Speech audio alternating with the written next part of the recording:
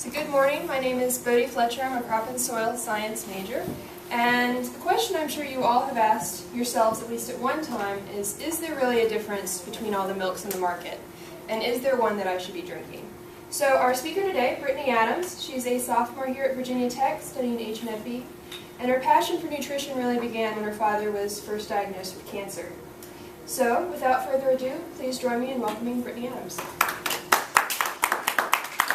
Thank you, Bodie.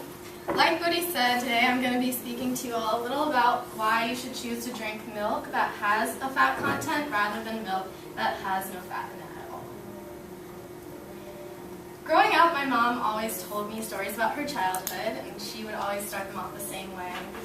She began by saying, when I was a little girl, my dad would jokingly follow with something like, "Oh, here we go again, another little girl story," and I would intently listen. But there's one story in particular that I remember that had to do with milk. When my mom was younger, she lived on Long Island, which is about half an hour, 20 minutes away from Manhattan, and her grandparents lived in upstate New York, which compared to Manhattan is like the Goonies. So on the weekends, when her family made the trip upstate, her grandpa always took her out to this little country restaurant, probably in the middle of nowhere, and with whatever she ordered, he would order her a tall, fresh glass of milk that came straight from the cow that morning. Being a little kid who loved milk, my mom was always excited. But to her surprise, every time she was repulsed by this milk and couldn't drink it because of the thick layer of fat that sat at the top of the milk. The story conveys a point that a lot of little kids don't know and a lot of adults still don't know. That thick layer of fat is actually emulsified into the milk or mixed in, and it serves a functional benefit in our overall health.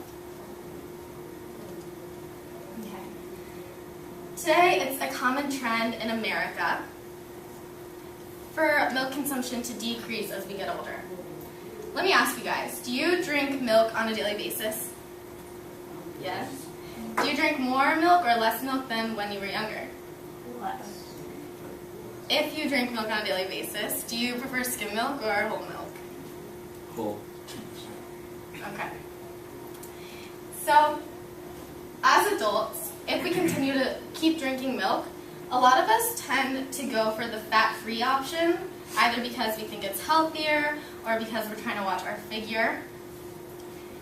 But instead of choosing the option that we think is healthier, we should actually be choosing to drink 1% or 2% milk because it increases satiety, it contains more fat globules, which contain functional components such as minerals, vitamins, fatty acids, and proteins, and it does a better job at combating diseases such as cancer, coronary heart disease, obesity, and osteoporosis than does its fat-free counterpart. The first reason why you should choose to drink milk that has a fat content over milk that is fat-free is because it contains fat globules that contain functional components that increase the level of calcium that is absorbed by our body. When more calcium is absorbed by our body, our calcitrol levels in our blood are reduced, and as a result, our fat metabolism is more regulated. Therefore, in this case, yes, it is good to actually drink fat because it reduces the amount of fat in your body.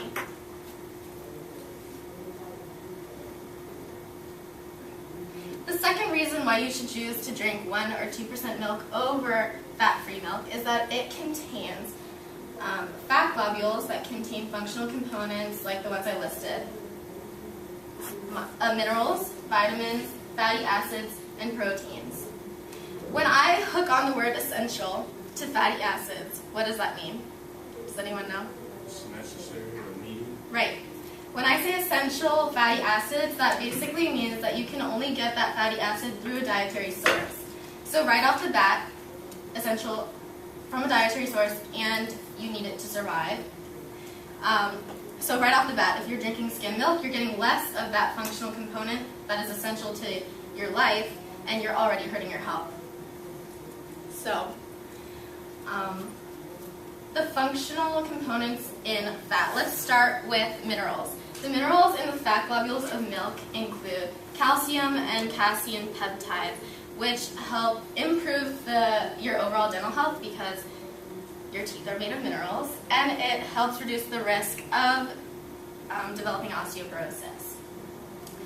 The essential fatty acids that are included in the fat globules of milk include CLA, which stands for conjugated linoleic acid, and it plays the largest role in decreasing your chance of developing the diseases like cancer, coronary heart disease, and obesity.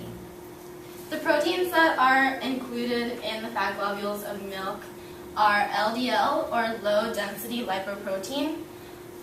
Low-density lipoprotein is also known as good cholesterol, excuse me, and it helps combat HDL, which is bad cholesterol. Therefore, LDL and fat globules in the milk help regulate your hypertension and blood pressure.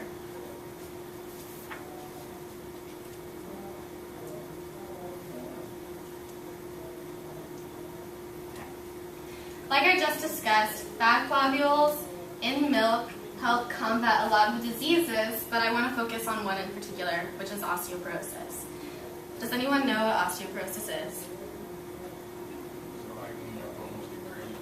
Yeah. Osteoporosis is the loss of bone density, and it contributes to weaker bones that are more susceptible to fracture. One interesting fact that I learned in my HNFE lecture is that a person reaches their peak bone density by the age of 25. Meaning after the age of 25, your bones only grow weaker. So I'm going to use myself as a personal example. I don't drink nearly as much milk as I did when I was younger, and I barely ever drink milk on a daily basis. I'm 19 years old, and I have 6 years to build up my bone strength. So if I stop now, this is as strong as my bones are going to get. I should increase my bone density by drinking 2% milk over fat-free milk because of the fat globules it contains and the functional component it contains, because it increases the level of calcium absorption in my bones, in my body, which is the functional component which increases bone strength. Calcium builds strong bones, which is what your grandparents and your parents always tell you. So, not only should we continue to drink milk, we shouldn't adhere to the misconceptions of society and believe that skim milk is actually healthier for us, because that's just not the case. When I drink 2% milk, whole milk, or 1% milk, I'm taking in these functional components that combat diseases like cancer, coronary heart disease, osteoporosis, and obesity. When I compared that to skim milk, I take out 99.5% of those functional components, and all I'm drinking is basically just sugar.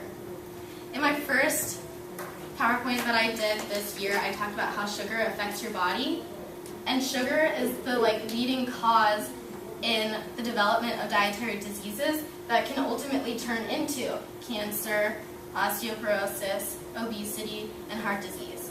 So when people drink skim milk because they think they're being healthier, they're actually hurting their body. With that being said, continue to drink milk, and don't be afraid to go for the 2%. Does anyone have any questions?